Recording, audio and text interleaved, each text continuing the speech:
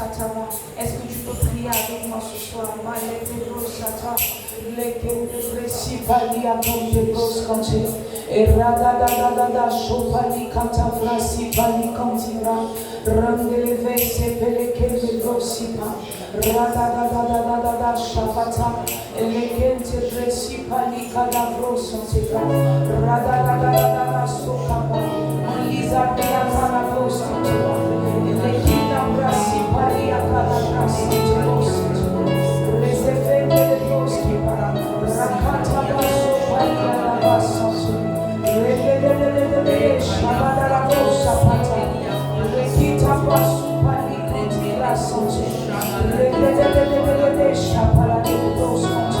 Seigneur, ce soir nous voulons ton règne.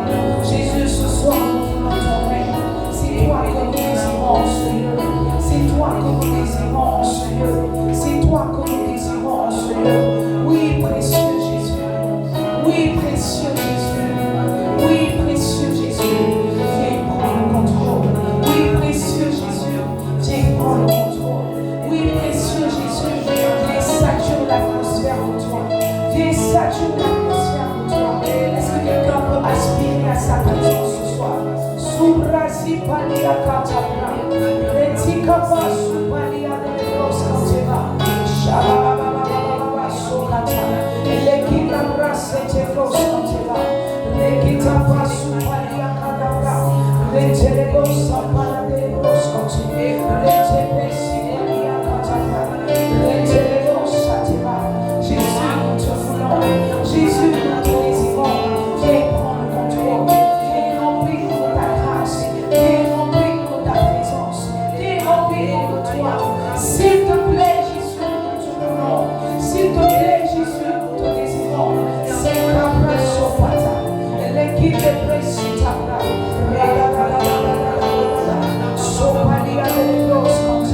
Ouvre le ciel sur nous ce soir. Ouvre le ciel sur nous ce soir. Ouvre le ciel sur nous ce soir. Viens touche-nous. Viens parle-nous. Viens communique-nous la vie. Viens communique-nous la vie. La vie en abondance. La vie en abondance. La vie en abondance. Précieux Jésus. Précieux Jésus. Précieux Jésus. Ma compagnie soit placée de vos sentiments. Rizapata la grosse montée. Radadadadadada chate. Retekebo chate. Lipalia kabra sete. Lepila kanta brasitava. Ratapa sopalia taba. Prie le Seigneur demande sa présence ce matin. Maski falia kante. Les kapanou falia da brasete. Retetetetetetete. Shabadele grosse kante. Retikapa sopalia kada grosse kante. Jésus, nous te désirons. Jésus, nous te désirons. Jésus, nous te désirons. Masifala untabrasata. Reteketeke belesente. L'équipe raya la brosse conti. Ratapa suntava. Eledele brosse qui tabraya de brosse conti. Ranteke belele brosse conti. Ratatatatata. Yakapa kapila conti brosse conti. Le capa unta brasete brosse conti. Radadadadadadadadada. Le capa la suta bra. Reti capa suta braye de brosse conti. Rekete belele de brosse conti. Machata brasata. Lekete brosse kete brosse conti. Alléluia. Alléluia. Je veux lire une portion d'écriture et nous allons prier. La Bible nous dit dans Marc 6, je lis à partir du verset 47. Diminue le piano s'il te plaît. À partir du verset 47, la Bible dit: le soir étant venu, la barque était au milieu de la mer et Jésus était seul à terre. Il vit qu'ils avaient beaucoup de peine à ramer, car le vent leur était contraire. À la 4e veille de la nuit environ, il alla vers eux, marchant sur la mer, et il voulait les dépasser. Quand il le vit marcher sur la mer, il crut que c'était un fantôme, et ils poussèrent des cris, car ils le voyaient tous, et ils étaient troublés. Aussitôt, Jésus leur parla et leur dit: Rassurez-vous, c'est moi, n'ayez pas peur. Puis, il monta vers eux dans la barque et le vent cessa. Ils furent en eux-mêmes tous stupéfaits et remplis d'étonnement, car ils n'avaient pas compris le miracle des pains, parce que leur cœur était endurci. Alléluia. Alors, ce matin, alors que je suis dans la présence de Dieu, je suis en train de prier. C'est comme si le Seigneur m'a montré une vision. Le Seigneur m'a montré une vision, et dans la vision, j'ai vu comme des formes de forteresses, comme des formes de forteresses, vous voyez, qui venaient se placer devant les cœurs, n'est-ce pas? De sorte à ce que lorsque la parole monte, et que les personnes entendent la parole, mais c'est comme s'il y a une forme d'endurcissement, une forme de forteresse qui se forme. Et malgré que la personne ait entendu la parole, qu'elle s'en va, c'est comme si elle a entendu, elle a crié yes, elle a dit amen, c'est comme s'il y a quelque chose qui fait que la parole s'en va. Et j'ai reçu cette vision-là. Et alors que je suis en train de prier, le Seigneur m'a ramené dans cette portion d'écriture. Il avait dit que Jésus venait de multiplier 5 pains et 2 poissons. Il a fait manger 5000 personnes. Et en plus de ça, il y a eu 12 paniers qui sont restés. Mais il avait dit qu'après ça, Jésus les a mis dans la barque. Et lui s'est mis à l'écart pour prier. Et quand ils ont vu Jésus avancer vers eux sur l'eau, marchant sur l'eau, ils ont été pris de peur. Et Jésus a dit non, ne vous inquiétez pas, c'est moi qui suis en train de marcher sur l'eau. N'ayez pas peur, c'est moi. Mais la Bible dit qu'au fait, ils étaient tous stupéfaits. Ils ne comprenaient pas. Ils ne comprenaient pas parce que ils n'avaient pas capté le miracle des pains. C'est-à-dire qu'ils ont participé au miracle des pains. C'est eux qui ont rassemblé les 12 paniers restants. Mais ils n'ont pas capté, ils n'avaient pas encore accepté. En plus de ça, ils viennent constater que Jésus marche. Il a dit que leur cœur était endurci. Ce soir, je veux que tu pries pour ton cœur. Je veux que tu demandes Saint-Esprit. Peut-être que je suis là, j'entends ta parole. Peut-être que je suis là, je crie yes, je crie amen. Je crois que la parole est en train de me faire du bien. Mais en réalité, la parole vient rencontrer une forteresse. Prie le Seigneur ce soir. Dis Seigneur, que toute forme de forteresse qui se place devant mon cœur soit brisée, soit détruite au nom de Jésus-Christ de Nazareth. Élève la voix, prie le Seigneur.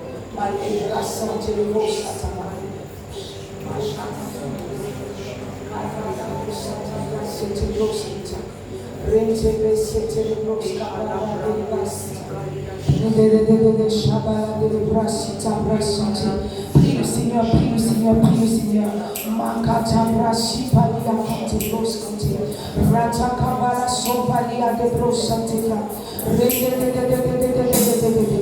Toute forme de forteresse est brisée, détruite ce soir. Tout ce qui venait faire obstacle, tout ce qui endurcissait nos cœurs, Seigneur, alors que le message est relâché, tout ce qui endurcissait nos cœurs pour ta présence est brisé, est détruit, est consumé au nom de Jésus-Christ de Nazareth. Makala Broshantiva, Rizaki Paliakada, Rotike Pete Broshapada, Reteteleba Supaliadabra. Nous brisons toute forme de forteresse, toute forme d'endurcissement. Seigneur, est brisée au nom de Jésus. Toute forme de forteresse, toute forme d'endurcissement est brisée au nom de Jésus-Christ de Nazareth. Est brisée au nom de Jésus-Christ de Nazareth. Est brisée au nom de Jésus-Christ de Nazareth. Seigneur, nous brisons, nous cassons, nous brisons, nous cassons, nous brisons, nous cassons toute forme de forteresse, tout ce qui venait faire obstacle à ta parole dans nos cœurs, tout ce qui venait faire obstacle, Seigneur, à ta parole dans nos cœurs, que ces choses-là soient brisées, que l'incrédulité soit brisée, que l'endurcissement soit brisé. Seigneur, nous voulons être des terres fertiles, que ta parole pénètre nos cœurs et porte du fruit, que ta parole pénètre nos cœurs et porte du fruit, que ta parole pénètre nos cœurs et porte du fruit, et porte du fruit, et porte du fruit, et porte du fruit. Seigneur, fais-nous grâce ce soir. Nous voulons entendre ta parole. Jésus, fais-nous grâce ce soir. Nous voulons comprendre ta parole. Nous voulons comprendre ta parole. Nous voulons comprendre ta parole. Nous voulons comprendre ta parole. Fais-nous grâce, fais-nous grâce. Fais-nous grâce, Saint-Esprit de Dieu. Fais-nous grâce, Saint-Esprit de Dieu. Fais-nous grâce, Saint-Esprit de Dieu. Que para suppliar de Deus. Machata la grave de Deus. Radadadadadada sukatapa. Ifalia zabrasket. Lekete presitalia kataplasket.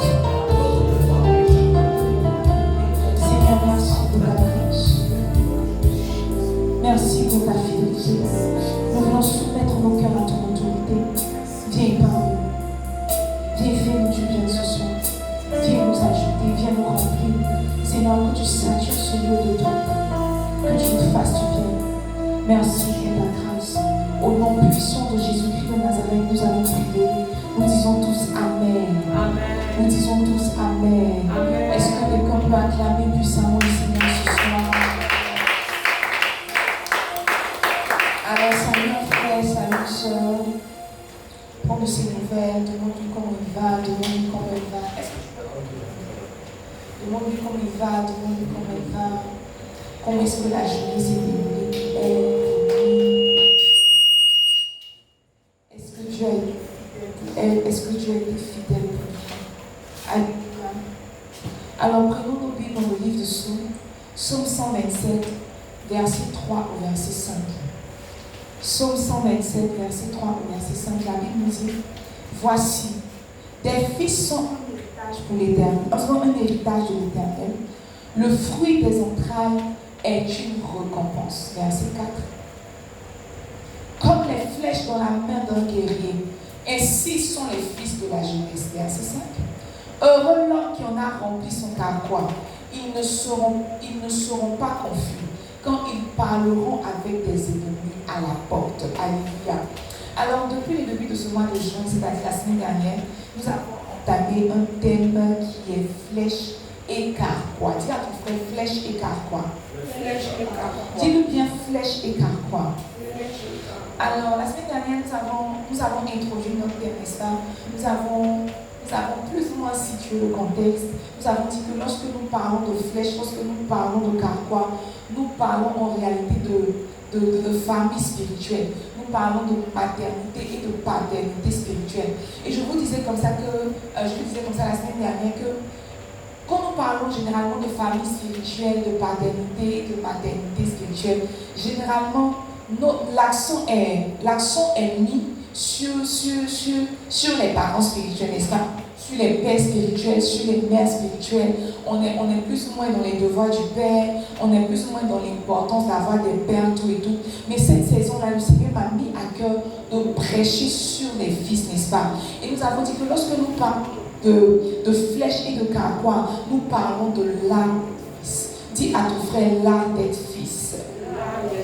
Dis-le bien, l'art d'être fils.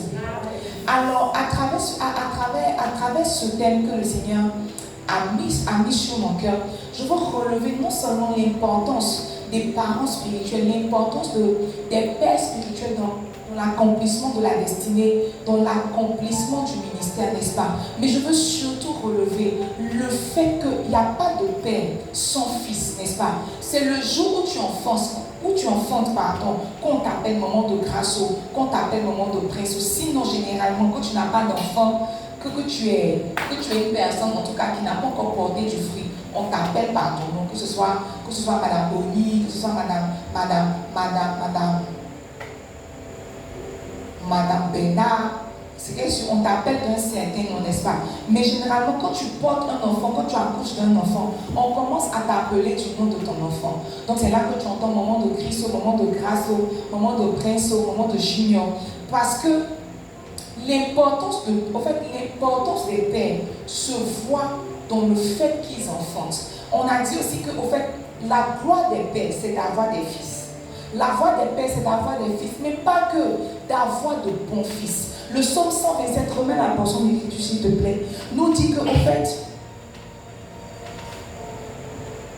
il dit des fils sont un héritage de l'Éternel.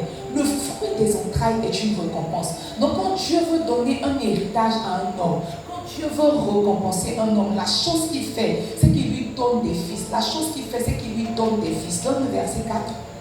La Bible dit comme les flèches dans la main d'un guerrier, ainsi sont les fils de la jeunesse. Donc tous les pères qui ont des fils, en réalité, ont des flèches. Verset 5. Heureux l'homme qui en a rempli son carquois. C'est comme si dans le royaume, plus tu as de fils, plus tu es heureux. Moins tu as de fils, plus tu es malheureux. La Bible dit que ceux qui ont des fils ne sont pas confus lorsqu'ils sont à la porte, lorsqu'ils ont des ennemis à leur porte. En tant que quand un père a des fils, sa paternité s'établit. Sa paternité est paternité. Dis à ton frère, l'art d'être fils. Dis-lui l'art d'être fils. Ce mois de juin, nous parlons de l'art d'être fils. L'art parce que je crois que tout s'apprend. Je suis de ceux qui croient que tout s'apprend. Je suis de ceux qui croient que la chose que tu n'es pas manifestée est la chose que tu ne connais pas, est la chose que tu n'as pas appris. Je crois que la chose que tu as du mal à manifester, je crois qu'il y a la chose que tu as du mal à réaliser, que tu as du mal à comprendre, que tu as du mal à exécuter, est la chose que tu n'as pas compris. L'art d'être fils, au fait, c'est le moyen que Dieu nous donne ce mois de juin-là, de comprendre que, au fait, être fils, c'est un ministère. Être fils, là, c'est un ministère. Généralement, on attend beaucoup de nos parents sans réaliser que les enfants ont aussi des devoirs. Les enfants n'ont pas que des droits, les enfants ont aussi des devoirs. L'art d'être fils, c'est d'apprendre ce mois de juin-là à être un fils, mais pas que, à être un bon fils. Dis à ton frère, l'art d'être fils. Dis-lui bien l'art d'être fils. Dis-lui l'art d'être fils.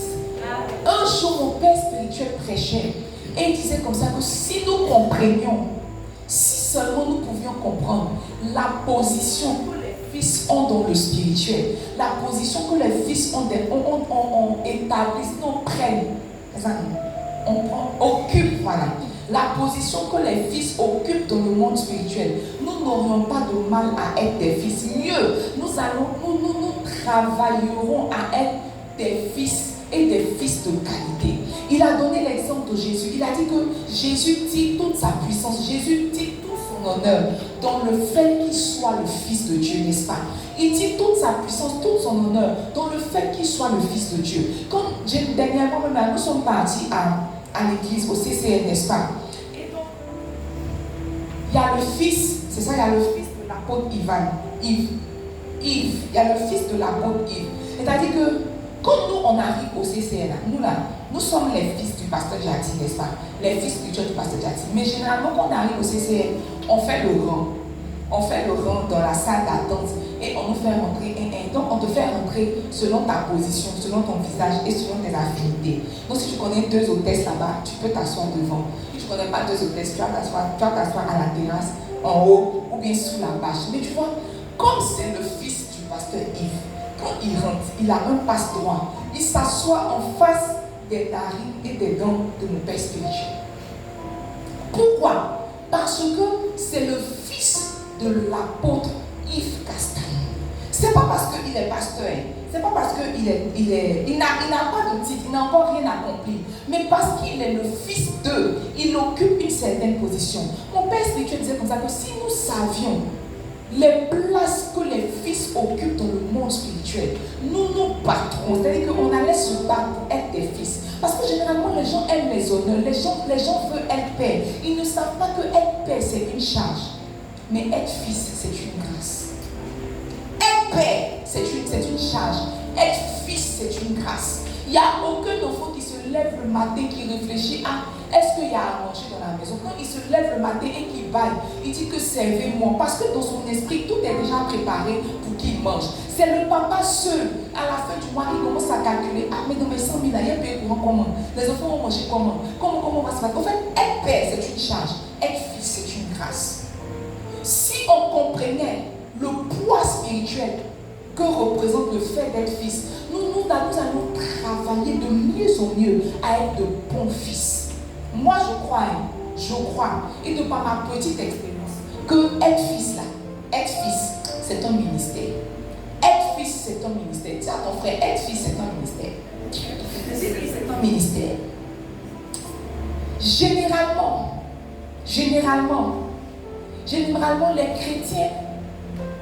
les chrétiens ne veulent pas porter le manteau de fils.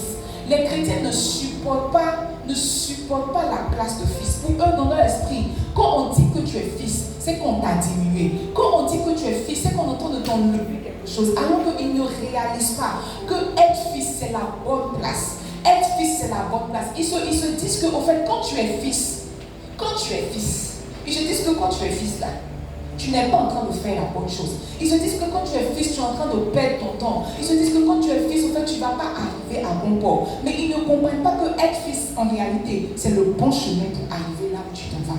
Je ne sais pas quelle promesse de Dieu tu portes. Je ne sais pas ce que Dieu t'a dit de toi. Je ne sais pas si tu as une destinée à accomplir. Mais je suis sûre que tu ne peux pas accomplir ta destinée sans être fils.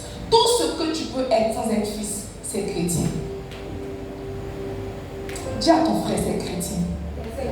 Dis-lui bien, c'est chrétien. Est-ce que tu veux que je change? Tout ce que tu peux être, tout ce que tu peux faire de glorieux en étant fils, c'est être chrétien. C'est seulement être chrétien. Seulement être chrétien. Regardez, je suis la preuve vivante. Sinon, j'ai expérimenté, j'ai vu. Je suis la preuve vivante que, en fait, on ne se perd pas en étant fils. Il n'y a personne qui suit et qui se perd sur le chemin. Il n'y a personne qui suit et qui ne devient pas ce que Dieu a prévu qu'il devienne. Il n'y a absolument personne. J'ai lu ma Bible, j'ai écouté les histoires des héros de la foi. J'ai écouté les histoires des héros, je ne vais pas dire de notre génération, mais des hommes plus ou moins qu'on a pu identifier, qu'on a vu leur chaîne, qu'on a vu à la télé, qu'on a vu sur Google. Et quand tu lis leur parcours, il y a un livre spécial qu'un homme a fait qui s'appelle les héros de la foi. Quand tu lis leur parcours, tu te rends compte qu'en fait, ils sont devenus parce qu'ils ont suivi quelqu'un, parce qu'ils ont suivi une instruction, parce qu'ils ont suivi une certaine voie.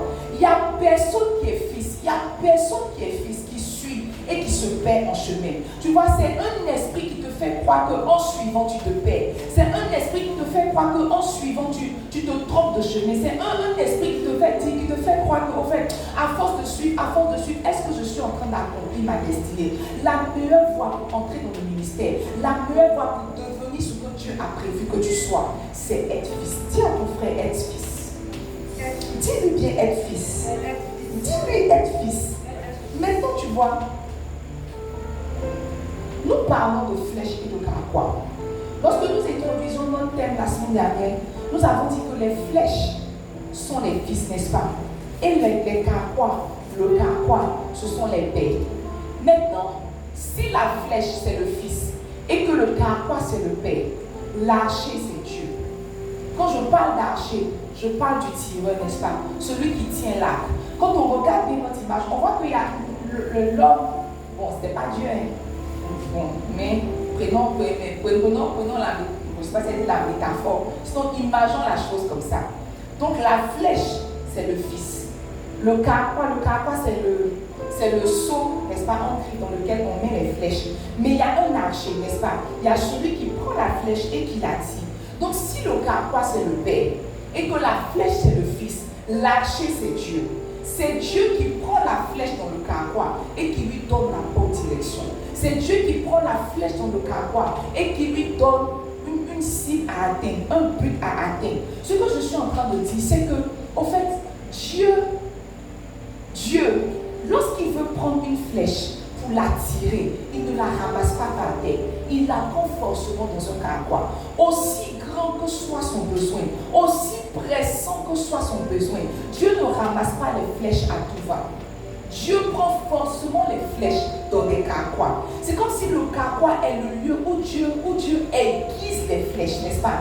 Le carquois est une forme de centrifugeuse dans laquelle Dieu aiguise la flèche, dans laquelle Dieu donne la forme à la flèche. Et lorsque la flèche a été aiguisée, lorsque la flèche a pris la bonne forme, alors l'archer prend la flèche et la lance dans le monde spirituel. L'archer prend la flèche et la lance pour atteindre un certain but. Tu ne peux pas espérer être lancé dans le monde spirituel. Tu ne peux pas espérer être lancé dans le ministère. Tu ne peux pas espérer être lancé dans ta destinée sans qu'il y ait de carquois qui t'ait porté.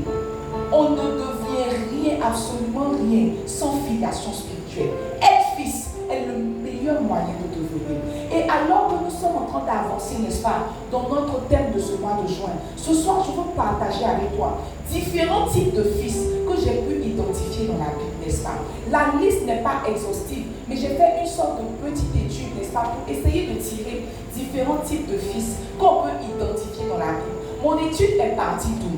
J'étais en train de prier il y a quelques jours de cela, donc disons une semaine, 2 semaines environ. J'étais en train de prier pour l'église. Je suis en train de prier, je suis en train de prier pour la vision, je suis en train de prier pour l'église, où est-ce que Dieu nous envoie? Parce qu'en juillet, nous allons fêter notre deuxième année d'existence.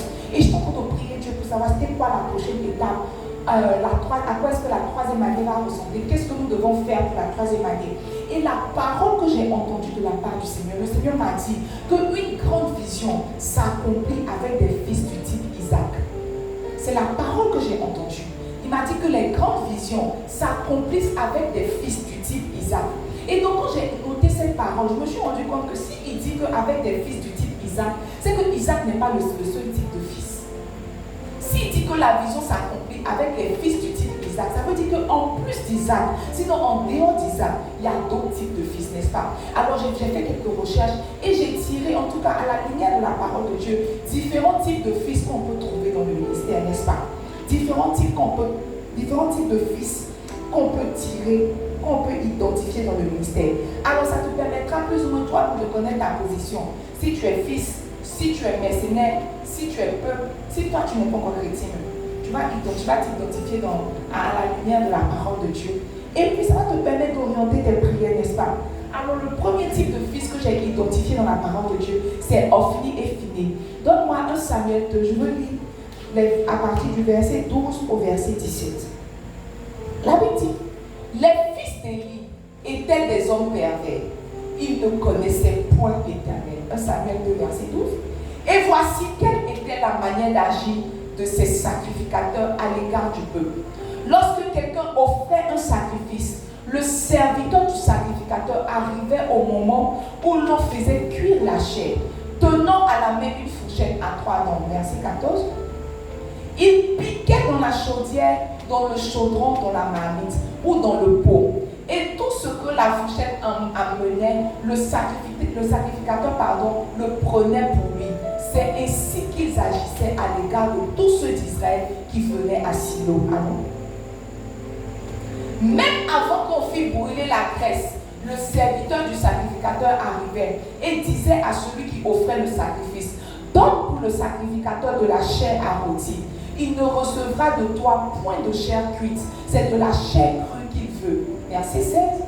Et si l'homme lui disait, quand on aura brûlé la graisse, tu prendras ce qui te plaira, le serviteur répondait, non, tu donneras maintenant, sinon je prends de force. Verset 17. Ces jeunes gens se rendaient coupables devant l'Éternel d'un très grand péché parce qu'ils méprisaient les offrandes de l'Éternel. Alléluia. Parce qu'ils méprisaient les offrandes de l'Éternel. Vous voyez, la Bible dit que Élie le sacrificateur, Élie était un grand sacrificateur. C'était vraiment un très grand sacrificateur en Israël. Et donc Élie avait des fils, Ophni et Phiné. Et eux aussi, ils étaient sacrificateurs parce qu'en Israël, on était sacrificateur par naissance. De naissance, n'est-ce pas? C'est une lignée qui a été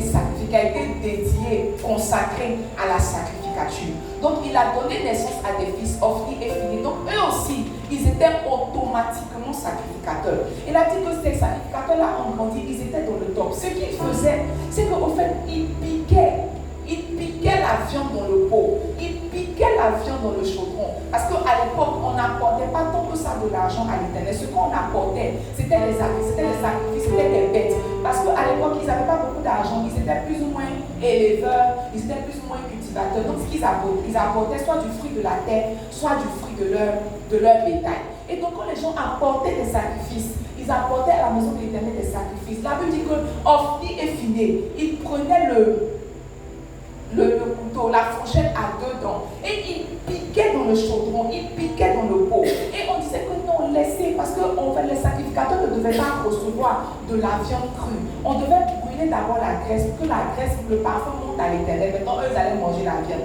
Ils disent que non, si vous me donnez, ils disent que non, si tu ne me donnes pas, moi-même, je vais piquer dedans. Mieux, la Bible dit qu'ils couchaient avec les femmes dans la maison de l'Éternel. C'est-à-dire qu'ils se sont rendus odieux aux yeux de l'Éternel. Parce que non seulement ils volaient les offrandes, mais ils couchaient avec les fils, avec les filles dans le temple. C'est-à-dire que si on veut imaginer ça, si on veut ramener ça à nous maintenant, ils mettaient la main dans le panier d'offrandes. Quand on fait les offrandes et qu'ils vont compter là, ils voient que Dieu là, ça a réussi. Aujourd'hui, là, ça arrive. Peut-être que les enfants sont montés à 50 000, 100 000. Ils vont dire que d'habitude, c'est 30 000 euros. Attends, je vais enlever 70 000. La mère ne va pas savoir. La mère, c'est pas, mais Dieu sait. Mon pasteur, pour prêcher la dernière fois, il dit que tous ceux de la comptabilité, là, il a leur pièce, il a leur photo. Dès que l'argent se paie, il les envoie à la PJ. À la PJ. Les gars de la communication, ils avaient un appareil, le pasteur avait fait venir un appareil photo. Donc ils pensaient que le pasteur avait oublié l'ancien appareil photo. L'appareil photo a disparu. Il n'a pas parlé. Il a attendu le jour du culte. Parce que s'il leur disait, ils n'allaient pas croire. Il a attendu le jour du culte. La PJ est venue soulever toute l'équipe de communication du parti. La PJ est venue soulever toute l'équipe de communication. Ils étaient là-bas. On les a enfermés. Matin jusqu'à 21h, le voleur a avoué. Il a avoué et l'appareil photo est sorti. Il y a des choses qu'il ne faut pas régler avec la prière. Il faut régler avec la PJ. Donc c'est une manière de dire aussi à ceux ici de la communication et qui comptent les offrandes. Même si c'est 2200 francs manquent, et vous envoyez en prison. Amen. Amen. Amen. Je copie tout ce que mon pasteur fait. Ils ne vont pas croire, ils vont appeler ton papa, ils vont dire que on t'a enfermé à cause de 2000. Ton papa peut rembourser, mais c'est quelque chose au moins de ton casier là. La date est à la maca. Amen. La Bible dit qu'ils se rendaient aux yeux de l'Éternel parce qu'ils volaient les offrandes de Dieu. Ils volaient les sacrifices donnés à l'Éternel. Maintenant, regardez. Élie était un sacrificateur. Mais Élie n'était pas un petit sacrificateur. Élie était un grand sacrificateur. Sauf que il a engendré des fils, je ne sais pas si je vais dire étranges. Mais je ne sais pas si je vais dire hybride, je ne sais pas quel modèle de fils qu'il a engendré, mais ses fils ne lui ressemblaient en rien. Ses fils ne lui ressemblaient en absolument rien. C'est avec Ophni et Phinéas que j'ai réalisé qu'une bonne source peut produire des eaux contaminées. Une bonne source peut produire des eaux contaminées. Regarde, le comportement que tu as là, ce n'est pas forcément ton pasteur, c'est toi-même qui es contaminé. Dis à ton frère, tu es contaminé. Dis-lui bien, tu es contaminé. Regarde. Élie était bien, il était un bon sacrificateur. Parce que si on était sacrificateur de naissance, ça veut dire qu'il a été un bon sacrificateur. Il a vieilli jusqu'à il a fait des enfants. Il était un bon sacrificateur, bien droit dans ses voies. Il craignait l'Éternel, il faisait le service de Dieu correctement. Sauf qu'il a enfanté deux fils qui étaient étranges. Deux fils qui étaient vraiment étranges. La Bible dit que c'était des hommes pervers qui ne connaissaient point l'Éternel. Ils étaient dans la maison de Dieu, ils étaient dans la présence de Dieu, ils ont grandi dans la présence de Dieu, mais ils ne connaissaient pas l'Éternel. Puis ils étaient pervers. Regarde, les fils du type Ophni et Phinéas ne ressemblent en rien à leurs parents spirituels. Ne ressemblent en rien à leurs parents spirituels. Là où leurs parents spirituels croient en la sainteté, croient en la consécration, croient au prix qu'on paye, au sacrifice pour devenir, eux là, dans leur esprit là, ils vont aller donner une offrande à quelqu'un au Ghana là-bas ou au Bénin. Ils vont cracher 2 fois dans leurs yeux. Quand ils reviennent comme ça, ils sont 3 fois jetés, ils voient, ils entendent. Ils n'ont rien à voir. C'est-à-dire que quand tu vois leur pensée, quand tu vois leur manière de réfléchir, quand tu vois leur manière de comprendre le ministère, et puis tu vois la manière de comprendre le ministère de leur papa, tu te demandes ceux-là, ce sont les enfants de qui? Si on te dit que lui là c'est l'enfant de tête, tu ne vas pas croire. Parce que tu vois, ils sont sortis d'une bonne source, mais ils sont comme des eaux contaminées. Les fils du type Ophni et Phinéas ne ressemblent en rien à leur père spirituel. Rien. S'ils ont un père spirituel qui prie 10 heures, eux, ils prient 5 minutes.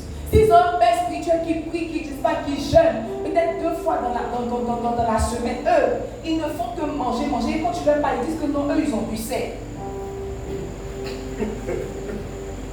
Demande à ton frère, Ophni et Phinéas. Demande si tu es Ophni ou tu es Phinéas. Mais tu n'es personne d'entre eux.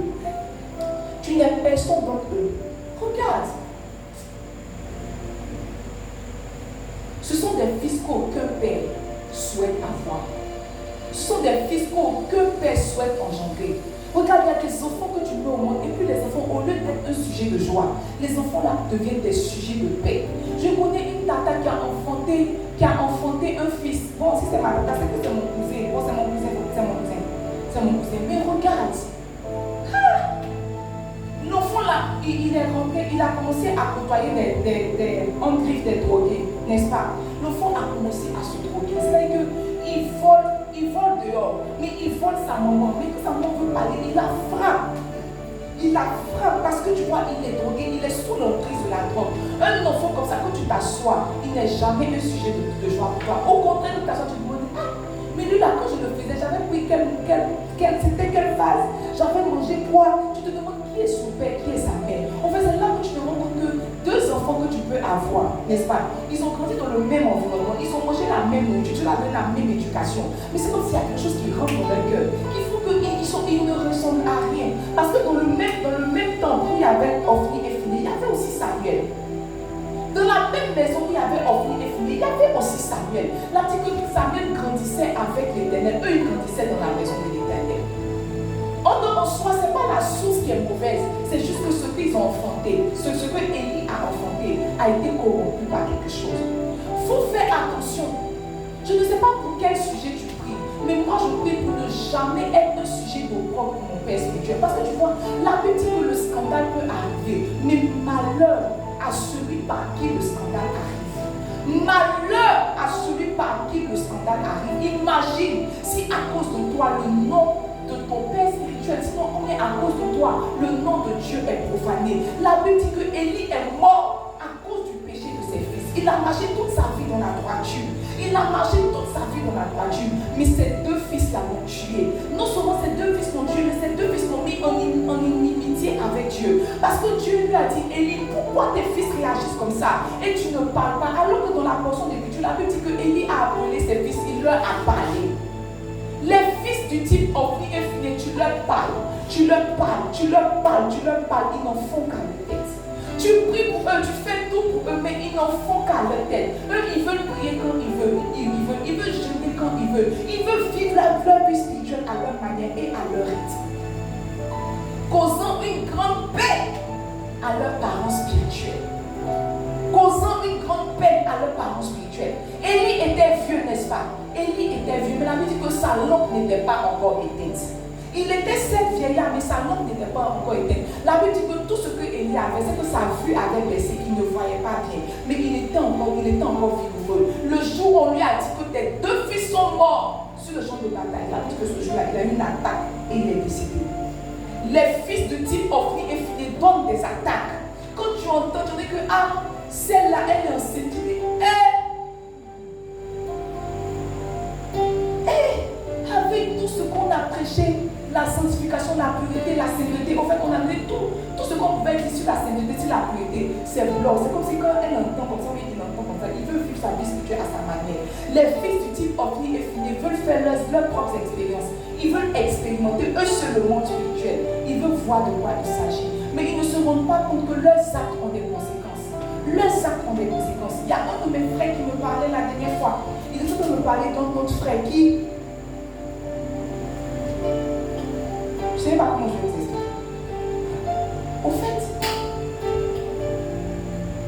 il servait à l'église. Et puis, il servait dans une dénomination. Maintenant, vous voyez, dans les dénominations un peu, je donne un peu l'exemple de base d'honneur.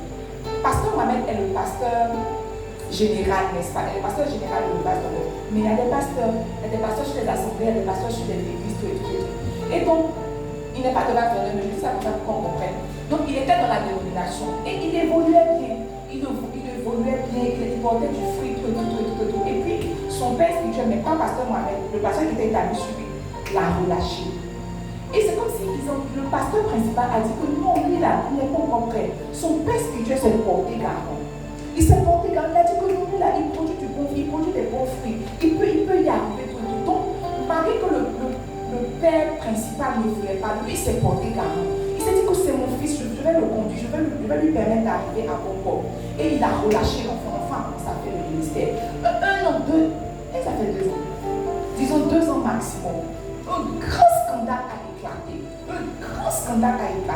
Donc, vous voyez, quand le scandale a éclaté, c'est vrai que ça a touché l'enfant, mais la personne que ça a le plus touché, c'est la personne qui s'est portée garant. Mon frère m'expliquait comme ça que quand le principal a entendu l'histoire, il n'a pas eu affaire à l'enfant. Il a appelé le pasteur qui s'est porté garant pour le gronder jusqu'aux os. Et il lui a dit qu'à partir d'aujourd'hui, plus personne ne sera relâché tant que moi je n'ai pas vu cette histoire.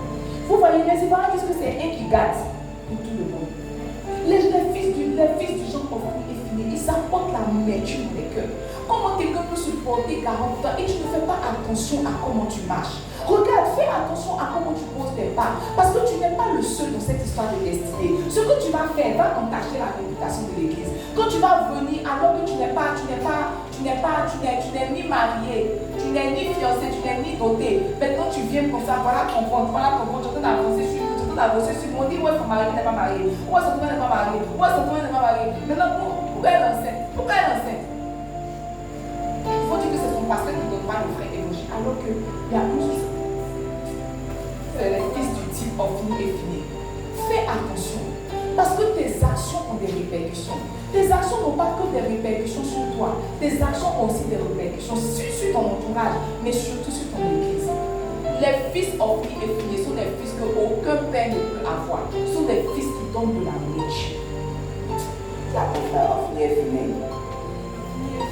Dis-lui Ophni et Phiné. Je refuse d'être la raison pour laquelle ils ont fêté les 10 ans du ministère de mon père spirituel avant-hier. Je refuse d'être la raison pour laquelle un scandale va entacher et ses sacrifices et sa réputation. Je refuse à cause de ça. Je fais attention à mes pas. Je vous ai dit la dernière fois, Facebook m'a envoyé ça pour dire que la dernière fois que j'ai écrit, c'était le 18 mai. Donc j'ai fait pour l'écrire aujourd'hui. Parce que tu vois, c'est pas que je n'ai rien à dire. J'ai beaucoup à dire. Quand j'avais la page de Marie, j'écrivais tout le temps. C'est même pas que je n'ai rien à dire, mais je me dis, et si ce que j'ai écrit là, ça va forcément engager mon père spirituel. Parce qu'il faut se dire que c'est ce qu'il m'a enseigné. Ce que tu fais là, on se dit que c'est moi je suis comme ça, alors que je ne suis pas comme ça. Moi là, je ne suis pas comme ça. Les couloirs où tu te mets et puis on t'embrasse là, moi on ne m'a jamais fait ça. Je ne sais pas qui t'a appris ça, moi on ne m'a jamais fait ça. On ne m'a jamais fait ça, et moi que tu vois, on ne m'a jamais fait ça. C'est à toi seul qu'on a fait. Mais quand on te demande qui est ton pasteur, tu dis c'est moi. Concubinage tu fais, fornication tu fais, vol tu fais, mensonge tu fais, les choses tu fais, tout le monde quelle est ton église, il dit l'église la restauration, qui est ton pasteur, pasteur Marina, c'est pas moi. C'est pas moi, c'est toi. Peut-être que c'est toi. Tu es Ophni et Phiné. Élie est bien. Mais Ophni et Phiné, ça ne va pas. Fais attention. Il n'y a aucun parent spirituel qui peut avoir des fils du type Ophni et Phiné. Parce qu'ils donnent la vie. Le deuxième type de fils que j'ai identifié, ce sont les fils prodigues. Luc 15, verset 11. Verset 11 à 13. La Bible dit, il dit encore, un homme avait 2 fils. Verset 12. Le plus jeune dit à son père, mon père, donne-moi la part de bien qui doit me revenir. Et le père leur partagea son bien. Peu de jours après, le plus jeune fils, ayant tout ramassé, partit pour un pays éloigné où il dissipa son bien en vivant dans la débauche. En vivant dans la débauche. Regarde, la Bible nous parle du fils prodigue. On dit un homme avait 2 fils. Il y avait un fils aîné et puis il y avait un jeune fils. Le jeune fils a dit que bon, ça suffit là. Donne-moi mon héritage, je vais aller me chercher dans la vie. Donne-moi mon héritage, je vais aller vivre mes propres expériences. Donne-moi ce qui doit me revenir, n'est-ce pas? La Bible dit que le père n'a pas beaucoup parlé, il a partagé son bien. Sauf que, dans le verset 13, sauf que peu de jours après, le plus jeune fils qui a, et puis il n'est pas parti petit. Là, il a ramassé tout ce bagage, il a tout ramassé. Il est parti dans un pays éloigné. Il ne veut même pas avoir de contact avec nous. Pays éloigné où il dissipa son bien en vivant dans la débauche. Les fils du type prodige, n'est-ce pas? Les fils du type prodige sont des fils pressés. Dis à ton frère pressé. Il faut le dire pressé. Il suffit qu'ils manifestent 2 petits dons spirituels, ils se sont prêts à être lâchés. Il suffit qu'ils voient un peu. Par exemple, de faire une prière, puis je dis que je ne vois pas bien. Et puis je t'appelle, je dis qu'est-ce que tu vois? Tu dis que je chante une voix, et puis la personne tombe, boum. Je dis mais attends. C'est que je peux commencer mon ministère. Je peux être relâché dans le ministère. Je peux être relâché. Je me souviens, avant que mon mari, on n'en riait encore. C'était à la traversée. Oh, j'en ai quelle année? 2025. À la traversée 2022, je crois. Oh Seigneur, je ne vais jamais oublier. Il y a des portions d'écriture que tu lis dans la Bible, mais quand tu les vois se réaliser, c'est là que tu te rends compte que la Bible est vraie. C'était à la traversée 2022. Et puis, vers 1h du matin, le pasteur Tati a dit à tous les pasteurs de venir devant. Oh, mais À tous les pasteurs de venir devant, il va prier pour eux. Oh, moi j'étais encore à l'école pastorale. J'ai pris mon panier d'hôtesse, je me suis assise parce que les sœurs n'étaient pas pasteurs. Il y a une seule, elle se sentait pasteur. Elle courait. Parce que le pasteur qui était sur la scène, s'il te plaît. Elle courait. Elle est arrivée. Le pasteur a demandé, ah là-bas, qui t'a consacré pasteur? Regarde, c'est Ruth. Elle s'est retournée comme ça. Elle est revenue s'asseoir. Tu sais, j'ai déjà eu honte pour ma vie. Mais je n'ai jamais eu honte le 1er janvier. On est là, le 31 décembre. Regardez les traversées du CCS. Ce ne sont pas des petites traversées. C'est des traversées de milliers de personnes. Minimum 3 000 à 4 000 personnes. Mais qui t'a consacré, pasteur? Retourne-toi. C'est route. Elle s'est retournée. Elle n'est plus à l'église. Mon mère, c'était mon mère. Mon mère, c'était elle va rester. Non. 3 000 personnes. Elle va rester. Bon, elle est restée. Elle n'est plus à l'église. Tu vois, elle était pressée. Elle était pressée. Les fils du type prodige là. Quand ils sont les pasteurs, en même temps ils se lèvent. Où sont les pasteurs? En même temps ils se lèvent. 2 démons chassés, ils se sentent moins. 3 démons chassés, ils se sentent moins. Ils se disent que mais attends, j'ai un ministère de délivrance. Arrivé par toutes les nations, je vais me délivrer. Tu ne sais pas que tu t'en vas dilapider tes pieds et que tu vas finir dans la débauche. Les fils du type prodige sont pressés, ils sont plus pressés que Dieu. En fait, quand Dieu leur a dit qu'ils ont un ministère, ils ont dit à Dieu, oh, tu as tardé. Laisse-le courir. Ils sont pressés, ils veulent aller vite. Et le malheur, si le Père spirituel a le malheur de leur dire que non, tu n'es pas prêt, ils estiment que non, ils ont en train de combattre le ministère. Ils ne comprennent pas le temps, la saison dans laquelle je suis. En fait, les fils du type prodige pensent qu'on se jette dans le ministère. Alors que dans le ministère, on nous introduit. Ils se disent qu'on se prend comme ça, comme j'ai 2-3 onctions, n'est-ce pas? Comme je parle, on dit que je vois dans le monde spirituel, je vois le monde des esprits. Allez, je vais m'introduire. C'est faux. Dans le monde des esprits, on demande qui t'a introduit. Le gars a dit, le démon a dit, je connais Paul, je connais Jésus. Toi, tu es qui? C'est-à-dire que dans le monde spirituel, on se connaît. Toi, tu penses qu'on est dans le monde physique, tu vas te lancer comme ça. Parce qu'il a pris tout ce bien, il a ramassé tout, parce qu'il s'est dit que, au fait, l'héritage a pu me faire courir dans le temps. L'héritage a pu me faire tenir dans le temps. Alors que tu vois, l'onction ne fait pas tenir dans le temps. Les dons ne font pas tenir dans le temps. Ce qui fait tenir dans le temps, c'est la filiation. La filiation donne la longévité. Ce n'est pas le don qui donne la longévité. Parce que le don là, le don quand il est entretenu, il grandit. Il est entretenu, pardon, il grandit. Quand il n'est pas entretenu, c'est comme un muscle. Il finit par s'affaisser. On ne peut pas baser un ministère, on ne peut pas baser un appel sur un don spirituel. On ne peut pas baser une destinée sur un don spirituel. On ne peut pas. Les fils du type prodige sont toujours pressés. Toujours pressés, toujours pressés. Donc tu fais quoi à l'église? Non, je suis pasteur. Tu es pasteur de quoi? Tu es pasteur de quoi? Tu as gagné combien d'âmes l'année dernière? Oui, c'est en quoi? Juin. De janvier à juin, tu as gagné combien d'âmes? Tu as obtenu combien d'âmes? Tu as envoyé combien d'âmes au baptême? Quand ils sont les serviteurs de Dieu, tu te lèves, je suis serviteur. Tu es serviteur de quoi? Tu sais qui? Tu n'as pas de fruits, mais ils sont toujours pressés. Il dit qu'il peut gérer l'héritage. C'est à peu près, tu ne peux pas. Pauline, tu ne peux pas. Oh, tu ne peux pas. Regarde, les fils prodiges sont les types de fils dans lesquels aussi tu t'investis.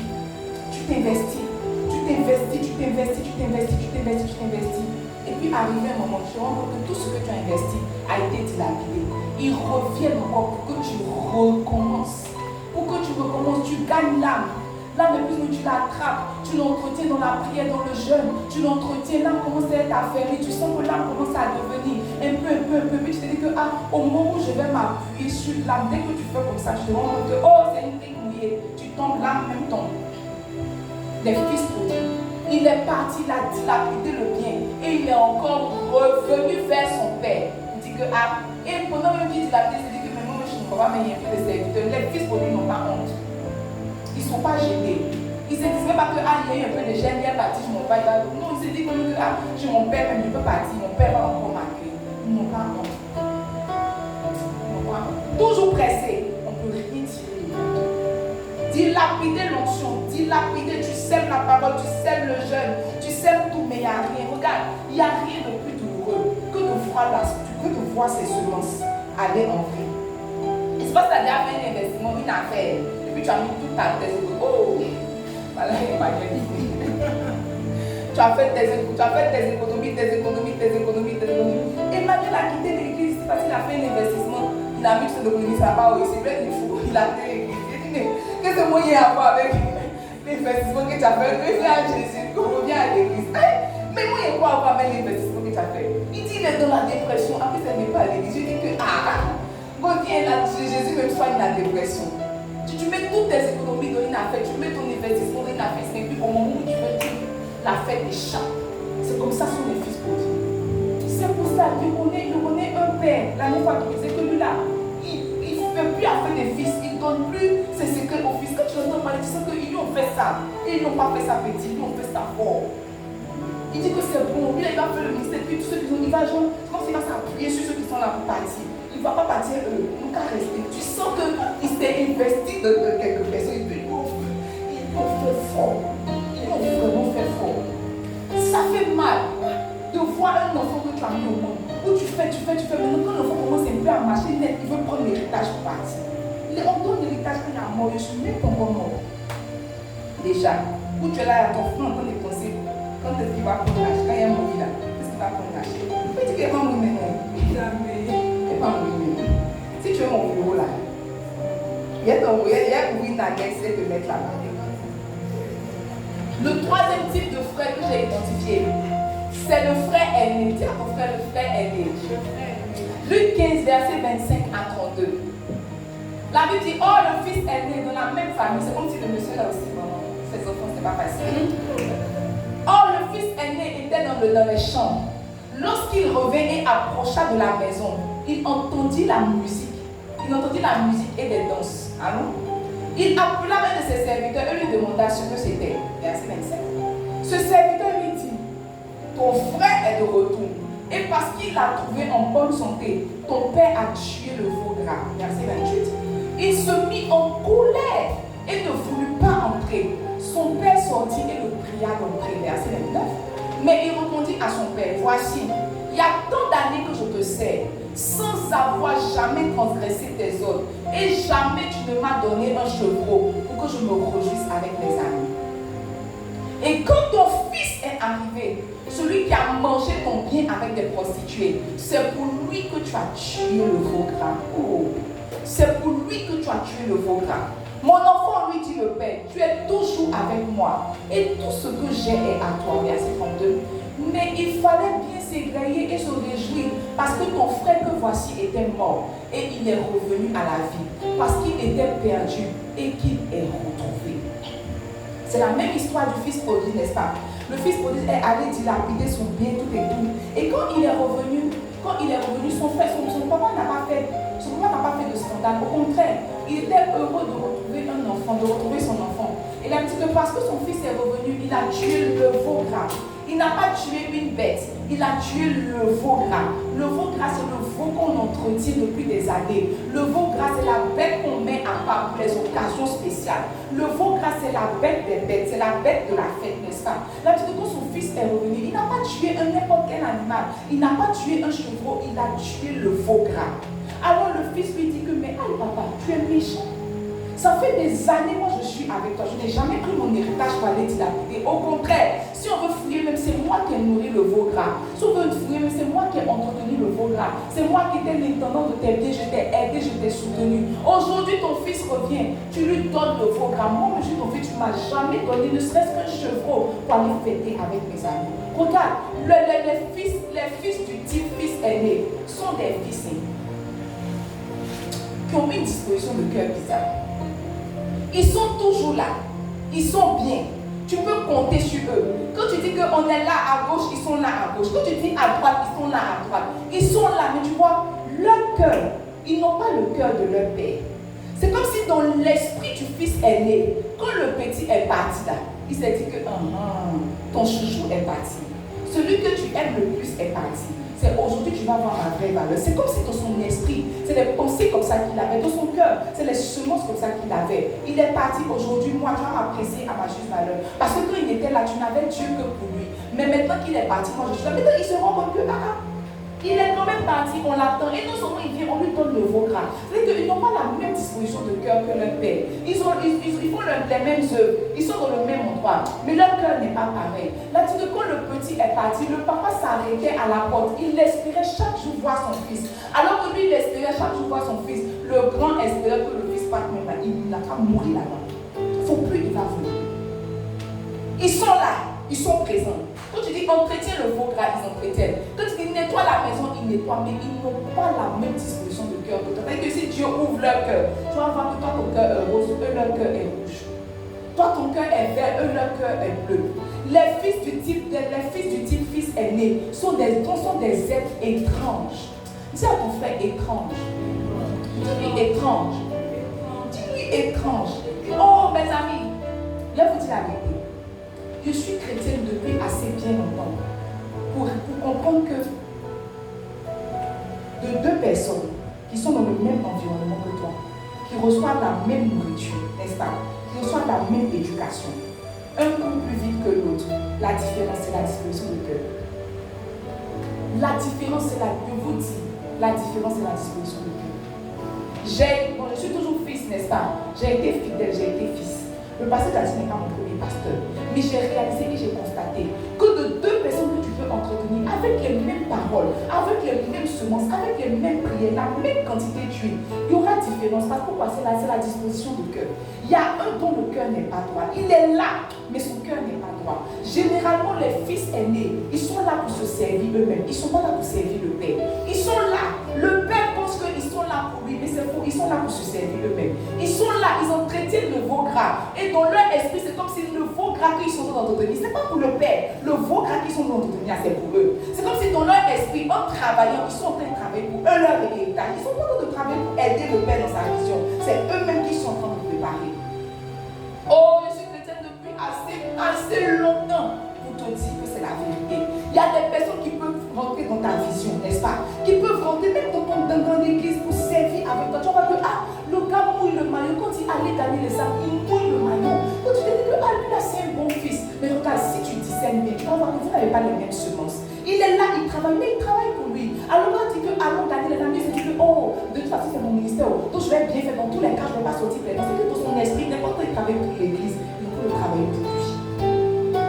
Le veau gras qu'il entretenait là, il se disait que ça allait lui revenir. Il se disait qu'un jour il allait avoir la vie, mais quand le papa allait mourir, le veau gras ils allaient tuer. Sauf que le papa avait d'autres projets pour le veau gras.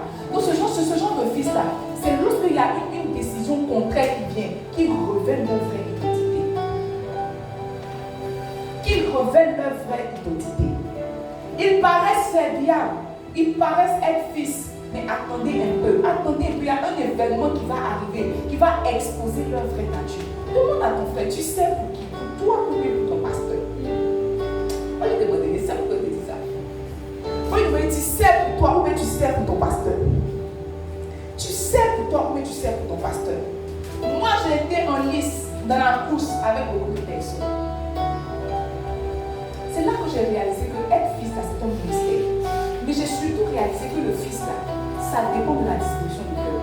Et c'est à 90% le cœur. C'est à 90% le cœur. On était tous là. On est tous là. Et puis tu vois, tu entends les commentaires. Mais comme par exemple, papa m'a dit que allons à droite. Mais moi je vais pas dire faire à droite. À droite, ça c'est pas mon ministère. Et puis il va pas. Ça veut dire qu'il n'est pas venu pour servir le père. Il est venu pour se servir. Donc que le père peut lui fournir ce qui peut lui permettre de rentrer dans sa destinée, il est là. À partir du moment où le père n'a plus ça, il quitte. Oh, j'en ai connu. Les fils du type frère aîné, ils n'ont pas la même semence que le père. Et ils sont là pour se servir eux-mêmes. Ils sont là pour eux-mêmes. Ils ont entendu comme ça qu'on a apporté sur leur vie que ce sont de grands rois, ce sont de grands chanteurs. Ils se disent que mais voilà quelques micros. Voilà quelques pianos, attends, je vais m'exercer, quand mon ministère va éclater. C'est comme ça. En fait, ils servent, mais ils ne servent pas de bon esprit. Le fils aîné était là, il servait le père, il n'a jamais demandé son héritage, mais dans son esprit là, il attendait son tour, il attendait son heure de roi, il attendait son heure de règne. Mais ce n'est pas arrivé. Ce n'est pas arrivé. Lequel est le type de fils? Le quatrième type de fils, c'est les fils du type Saül. Donne-moi 1 Samuel 9, verset 1 à 3. Verset 1 à 3. Là, il y avait un homme de Benjamin nommé Kis, fils d'Abiel, fils de Séror, fils de Bécora, fils d'Aphia, fils d'un Benjamite. C'était un homme fort et vaillant. Verset 2. Il avait un fils du nom de Saül, jeune et beau, plus beau qu'aucun des enfants d'Israël, et les dépassant tous de la tête. Verset 3. Les ânesses de Kis, père de Saül, s'égarèrent. Et Kis dit à Saül son fils, prends avec toi l'un des serviteurs, lève-toi, va et cherche les ânesses.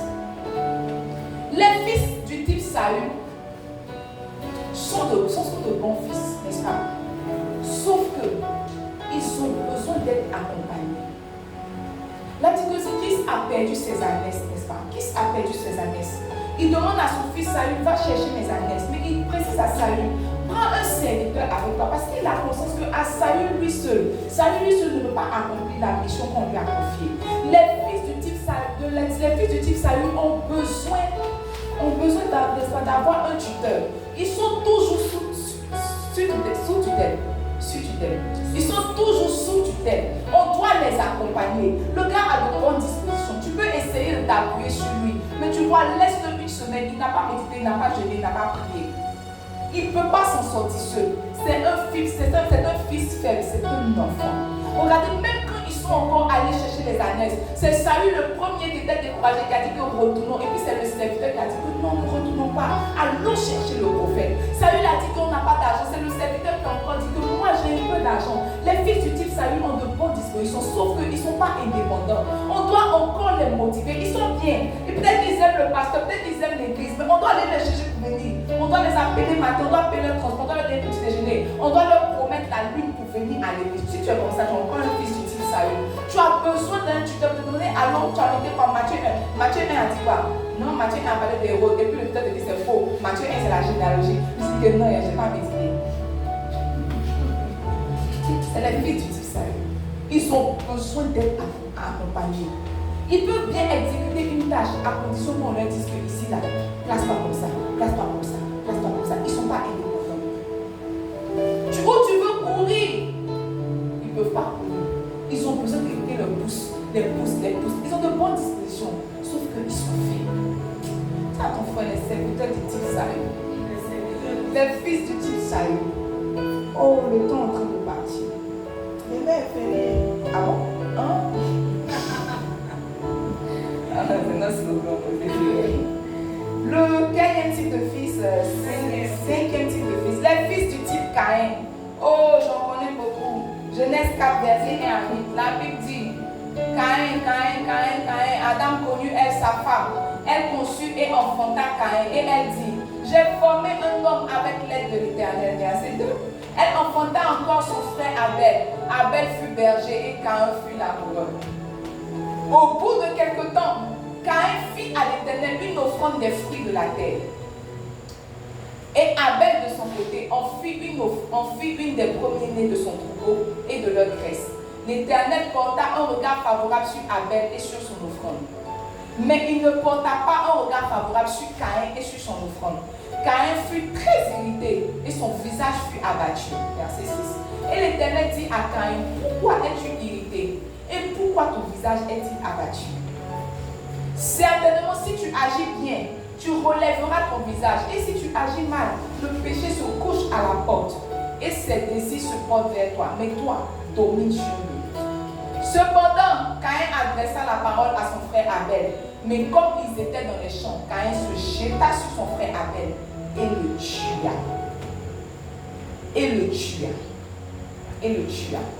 Là, tu peux, Adam et Ève, après avoir été chassés du jardin d'Éden, n'est-ce pas? On conçut deux fils, le premier Caïn, le second Abel. Donc Caïn était cultivateur, Abel était berger. Au moment de faire les offrandes, Caïn a apporté quelques fruits de la terre. C'est une offrande, n'est-ce pas? Il a apporté quelques fruits de la terre. Et Abel a apporté les premiers-nés de son troupeau. troupeau. Donc il a apporté ses prémices, il a apporté une offrande selon le cœur de l'Éternel. Mais Caïn a commencé à être irrité. Et puis Dieu dit à Caïn, mais pourquoi tu te fâches? Lui, il a bien fait cette fois-ci. Prochainement, si tu fais bien, toi aussi tu seras célébré, n'est-ce pas? Que vous laissez, ça c'est le péché qui est couché à la porte. Mais il faut dominer sur lui. Caïn dit non. Il dit non. Parce qu'il allait adresser la parole à son frère. Je ne sais pas quelle réponse Abel lui a donnée, mais dans tous les cas, il est tombé sur Abel et l'a tué. Les fils du type Caïn. Tiens, vous faites les fils du type Caïn. Les fils du type Caïn sont des fils qui sont là depuis, mais qui ne produisent rien de bon.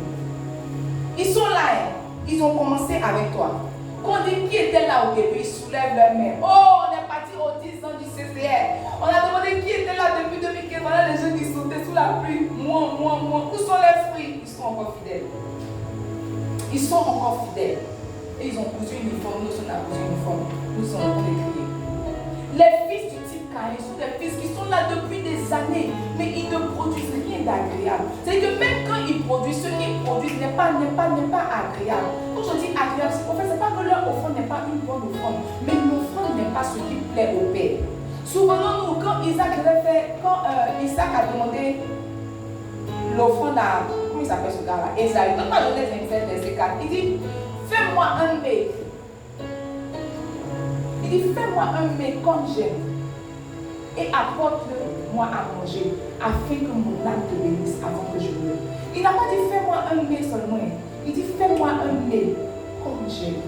Tout mets que tu fais, mais qui n'est pas comme la personne aime, n'est pas une offrande recevable. Il ne faut pas donner aux gens ce que tu aimes. Il faut donner aux gens ce que eux ils aiment. C'est pas ça. Il faut donner aux gens ce que eux ils aiment. Moi, tu es là, tu ne peux pas m'offrir un téléphone et puis il dit, waouh, quel fils génial. Parce que quand mon téléphone, c'est pour faire allô déposer.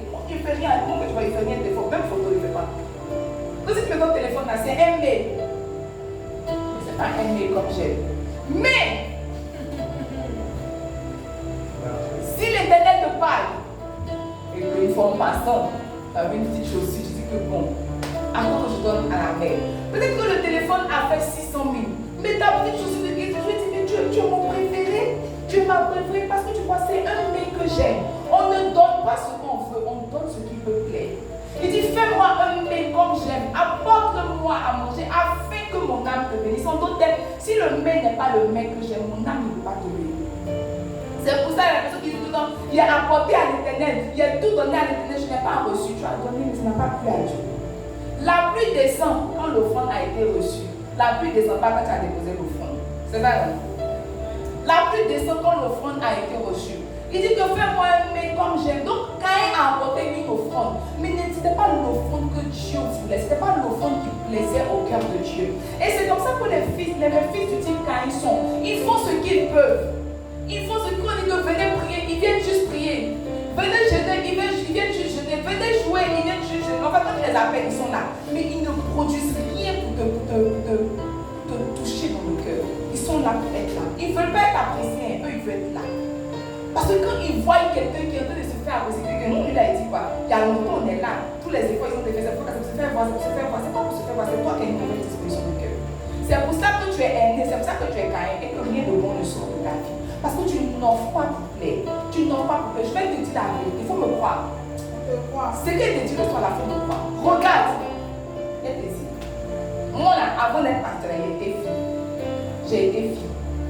J'ai été beaucoup fille. Et j'ai compris les lois. Regarde.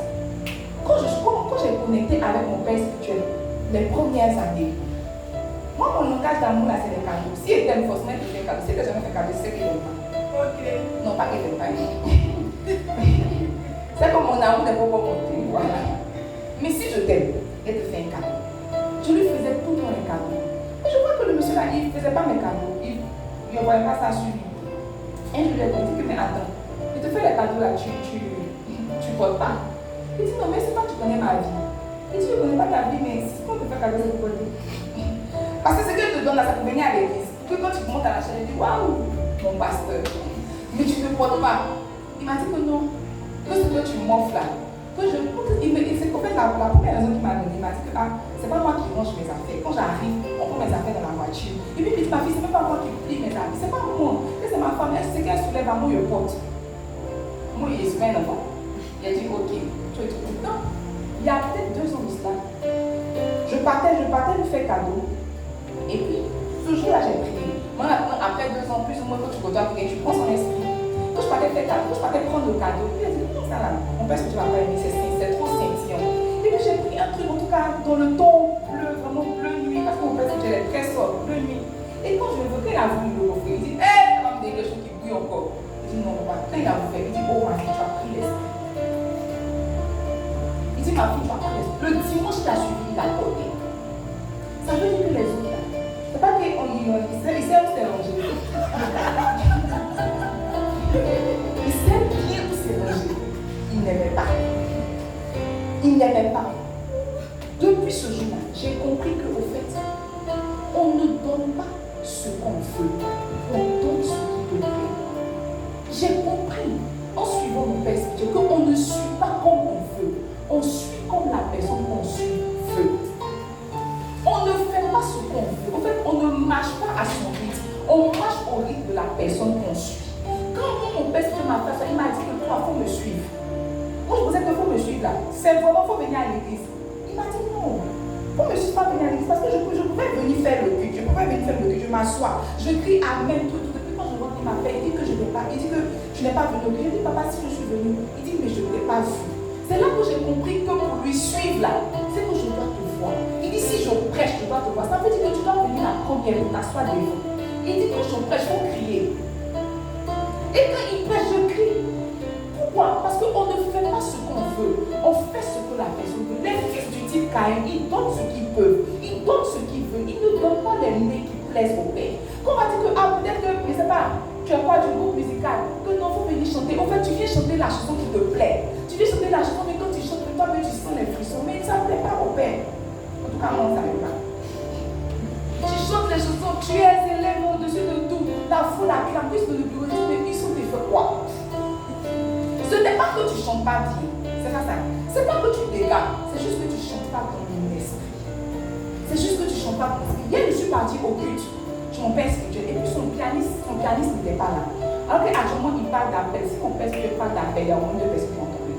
À Saint-Mélion, au moins 2 personnes. Hier, il essayait de décoller. Le pianiste n'allait pas avec lui. Il essayait de décoller, le pianiste n'allait pas avec lui. Il dit prions. Il a prié. Quand il a mis ça, tu as senti un petit mouvement angélique. Mais le pianiste n'arrivait pas à décoller. Quand il a bloqué, il dit tu connais le cantique, tu as une année. Le pianiste aussi ne connaît pas. Il dit prions, demain c'est une autre chose. Je peux mettre ma main au feu, je ne sais pas où putain. Je peux mettre ma main au feu. Que le pianiste a joué, il va plus jouer. Pourquoi? C'est pas qu'il joue mal, mais il ne joue pas dans son esprit. Les fils du type Caïn offrent beaucoup, ils font beaucoup d'efforts, mais ils ne font pas dans l'esprit du Père, ils ne font pas dans l'esprit de la maison. En fait, quand on te dit que tu fais mal, on n'est pas te dit que tu n'es pas talentueux, on n'est pas te dit que tu ne fais pas dans l'esprit de la maison. À l'église là-bas, tu ne vas jamais entendre que blalolomi. Tu ne vas jamais entendre ça. Tu ne vas jamais entendre. En fait, à l'église là-bas, je suis jamais arrivé dans un temps et puis j'avais le mot jusqu'à transpirer. Louer. Mon pasteur n'aime pas ça. Donc, quelle que soit ta performance, tu es un chant international, quand tu arrives là, ton côté louange est désactivé. Tu commences à prendre l'esprit d'adoration. C'est pour ça que beaucoup de personnes viennent avec leur talent. Mais ils butent, ils échouent parce qu'ils n'arrivent pas à rentrer dans l'esprit. Ils n'arrivent pas à rentrer dans l'esprit. Les fils du type Caïn n'arrivent pas à rentrer dans l'esprit. Ils font ce qu'ils peuvent, mais ils ne font pas ce que le cœur du Père veut. Les fils du type Caïn aussi, ce sont les gars qui découragent. Quand ils voient un nouveau en train de performer, quand ils voient un nouveau en train d'être trop proche du pasteur, quand ils voient que le pasteur commence à aimer la tête d'un nouveau, ils lancent les petits commentaires. Que ça là, il y a des gens qui font ça avant toi. Ils ne sont pas restés. Tous les petits commentaires, quand tu veux montrer pourquoi, que c'est toi qui es bon, quand tu veux montrer pourquoi, que c'est toi qui es zélé. Il y a toujours un grand frère qui a dit ça. Si toi tu l'écoutes, tu es perdu. Si toi tu l'écoutes, tu es perdu. Mon prof m'a arrêté, je suivais mon pasteur. Il m'a dit que tu en fais trop, hein. Que tu en fais trop, le pasteur, on l'a connu avant toi. C'est vrai, il l'a connu avant moi. Mais tu vois, il y a quelque chose que je cherchais, qu'il ne cherchait pas. Ce que je te dis, c'est que ta cadence de suivi là, c'est fonction de ce que tu cherches. C'est faux. C'est fonction de ce que tu cherches. Si tu cherches rien là, tu vas venir au culte, tu vas venir t'asseoir, tu vas partir à la maison. Mais quelqu'un qui veut faire le ministère, ne peut pas venir au culte, s'asseoir, partir à la maison. Il ne peut pas. Il ne peut pas. Il ne peut pas. Hier, quand il pleuvait, je suis partie au culte, mon père, il ne m'a pas vu, il n'a pas vu, on ne s'est pas salué. Mais tu vois, Parce que c'est un devoir de mon esprit d'être là où mon père est. Partout où il est, je suis. C'est juste que je ne dis pas toujours, mais quand tu entends papa à 10e, il n'est pas là. Il ne va pas au village. Mais c'était en France, je ne peux pas dire. Mais je veux dire, partout où il est, je m'arrange autant que possible à être. Parce qu'on suit comme ma personne veut être suivie. Tu as compris, hélas. Oui, hélas. Le dernier type de fils, oh, le temps est vraiment parti. C'est le fils du type, les fils du type Isaac. Je veux lire la portion d'écriture rapidement, c'est les 12 petits versets. Allons, ma soeur. Après ces choses, Dieu mit Abraham à l'épreuve et lui dit, Abraham, il répondit, me voici. Dieu dit, prends ton fils, ton unique, celui que tu aimes, Isaac, va-t'en au pays de Moriah, et là offre-le en holocauste sur l'une des montagnes que je te dirai. Abraham se leva de bon matin, scella son âme, et prit avec lui 2 serviteurs et son fils Isaac. Il fondit du bois pour l'holocauste et partit pour aller au lieu que Dieu lui avait dit. Verset 4. Le 3e jour, Abraham, levant les yeux, vit le lieu de loin. Et Abraham dit à ses serviteurs, restez ici avec l'âne. Moi et le jeune homme, nous irons jusque-là pour adorer. Et nous reviendrons auprès de vous. Verset 6. Abraham prit le bois pour l'holocauste, le chargea sur son fils Isaac et porta dans sa main le feu et le couteau. Ils marchaient tous deux ensemble. Alors Isaac, parlant à Abraham, son père, dit, mon père. Il répondit, me voici mon fils. Isaac reprit. Il dit, voici le feu et le bois. Mais où est l'agneau pour l'holocauste? Verset 8. Abraham répondit, mon fils, Dieu se pourvoira lui-même de l'agneau pour l'holocauste. Et ils marchaient tous deux ensemble. Lorsqu'il fut arrivé au lieu que Dieu lui avait dit, Abraham y éleva un autel et rangea le bois. Il lia son fils Isaac et le mit sur l'autel par-dessus le bois. Verset 10. Puis Abraham étendit la main et prit le couteau pour égorger son fils. Alors l'ange de l'Éternel l'appela des cieux et dit, Abraham, Abraham. Il répondit, me voici. Alors, l'ange dit, n'avance pas ta main sur l'enfant et ne lui fais rien, car je sais maintenant que tu crains Dieu et que tu ne m'as pas refusé ton fils, ton unique. Verset 13.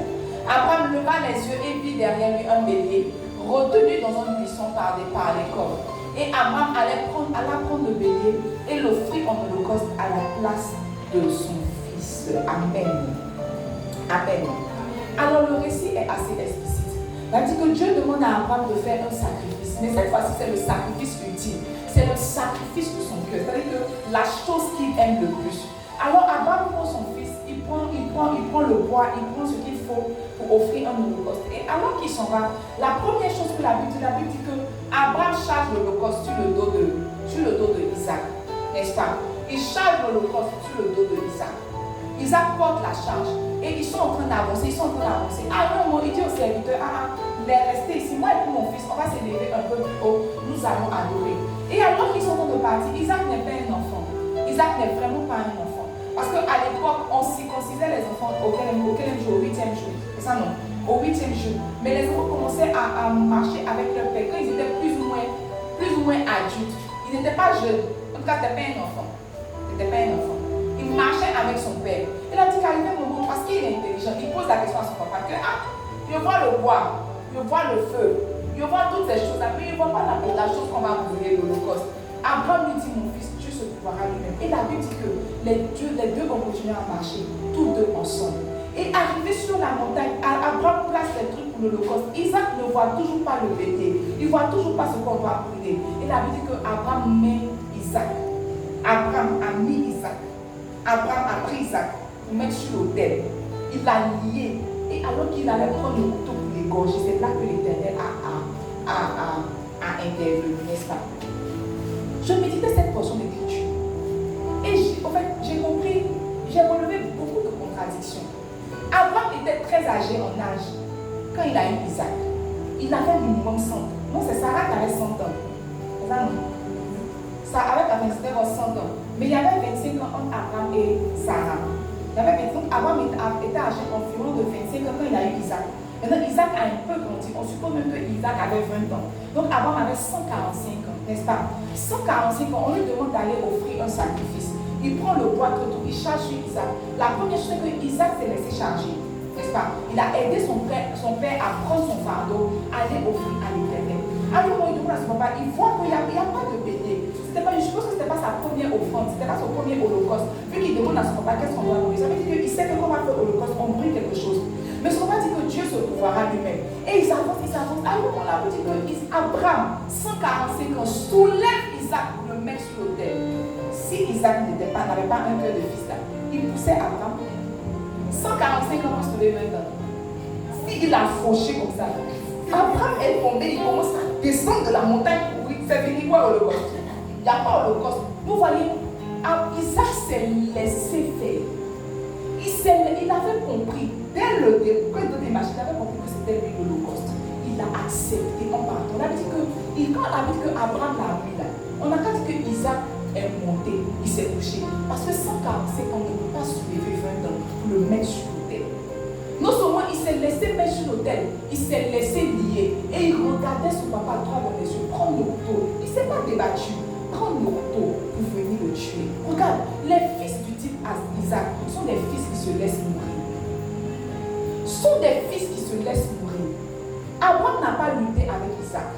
Abraham n'a pas lutté avec Isaac. Isaac s'est laissé tuer parce qu'il a compris que son père avait une instruction à accomplir.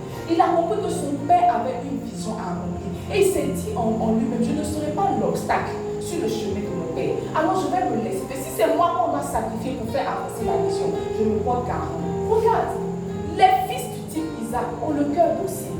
Ils viennent déjà morts. Ils n'ont pas d'ambition. Même quand ils ont des ambitions, ils viennent. Ils tuent leur ambition pour porter le poids, pour porter la charge de leur père. Les fils du type Isaac se laissent mourir. Quand le père dit monte, il monte. Quand le père dit descend, il descend. Ils ne sont pas là pour beaucoup réfléchir, ils ne sont pas là pour beaucoup penser. Regarde, j'ai observé mon père spirituel. Je peux vous l'assurer que c'est un fils du type Isaac. Et moi aussi, j'aspire à être un fils du type Isaac. Regarde, on peut faire la conférence. Ça fait 3 années de suite où on fait la conférence. Au même moment, pasteur Mohamed a un message de vie. Le pasteur nous laisse. Il nous laisse. Nous, on est sur caravane là, en train de faire. Venez, on te fait un casse-casse, on est sur caravane, on te crier, venez.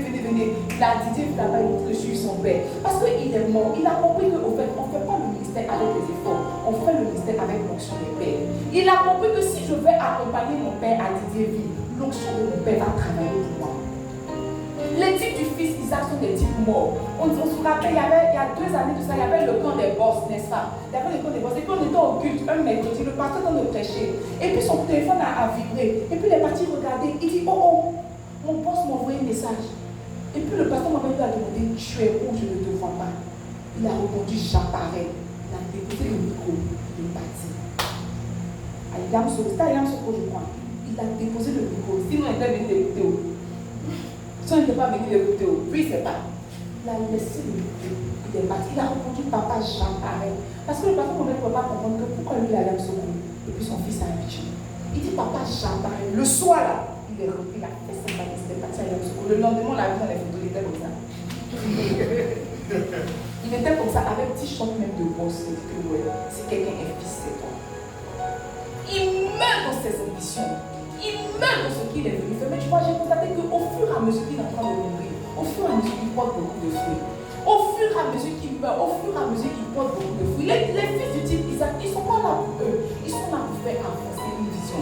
J'analyse chaque jour le ministère de mon père spirituel. Et vous voyez, la force de mon père spirituel, ce sont ses fils.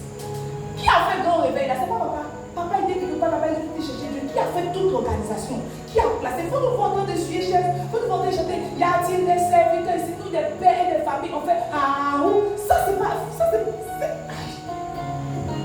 Des pères et des familles. À l'Église, il y a des boss. À l'Église, il y a des gens bien placés là. Il faut nous voir ah ou. Ah ou. Pourquoi? Fils, là, c'est pas facile. On a fini la conférence, il fait pas. Il fait toujours pas lui. Il suit les choses. Il était là-bas avec le père de la force d'un père. Ce sont ses fils. Aussi nous entendons que tu as des fils, aussi nous entendons ta vision de grandir. Les fils sont là pour te porter. Les fils du type Isaac, quand ils sont là, tu peux t'appuyer sur eux pour faire le ministère. Lui, tout ce qu'il avait à faire, c'est aller chercher Dieu. Tout était sous contrôle. Pourquoi? Parce qu'il y a des personnes qui ont accepté de mourir en eux-mêmes. Il y a des personnes qui ont pris des permissions pour ne pas aller au travail. Il y a des personnes qui ont laissé leur business. Il y a des personnes qui ont laissé toutes ces choses, qui ont misé l'argent pour que le programme se passe. Quand tu es un fils du type Isaac, tu acceptes que au fait, c'est sur toi que la vision, c'est toi qui dois porter la vision. Tu ne viens pas dans le sens que le pasteur va te faire devenir.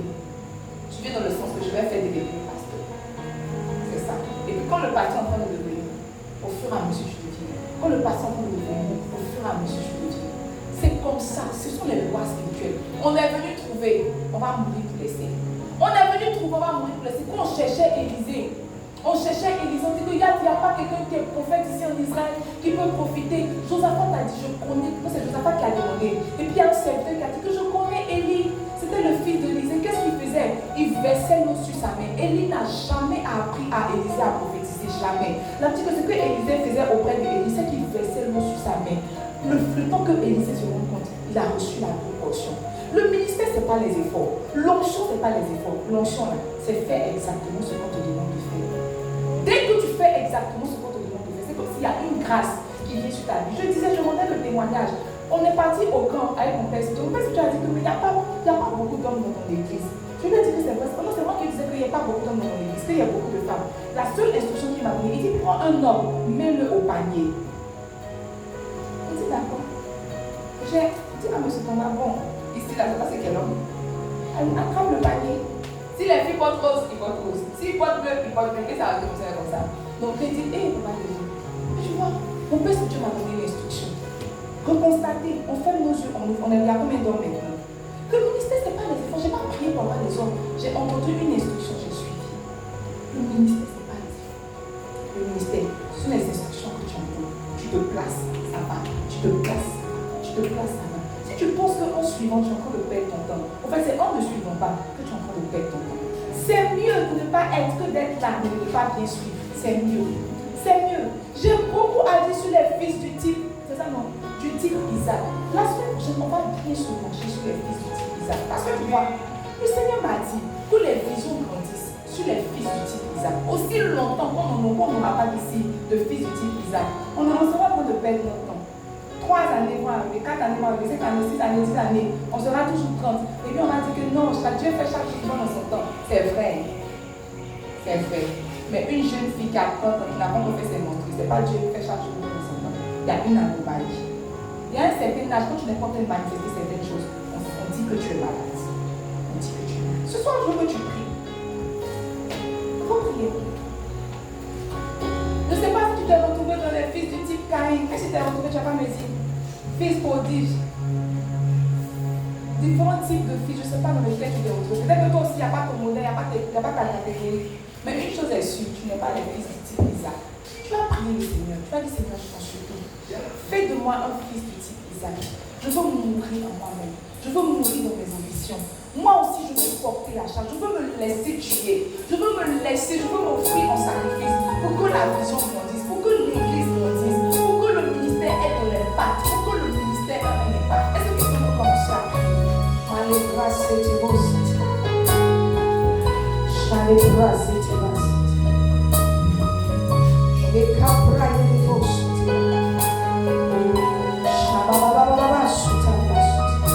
Oh Seigneur, nous prions ce soir. Fais de nous des fils du type Isaac.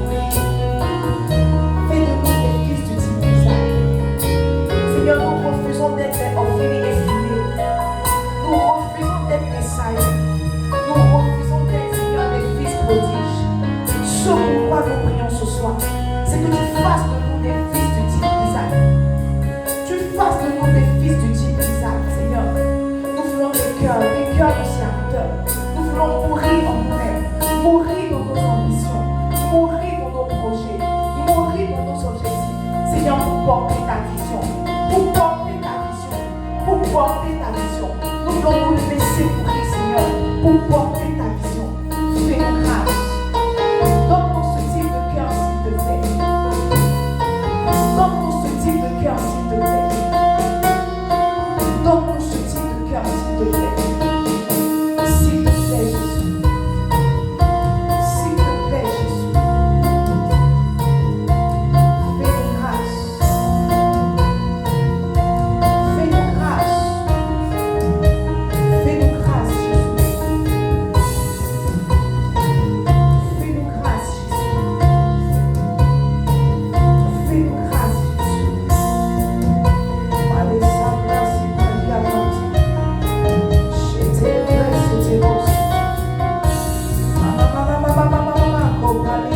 presence.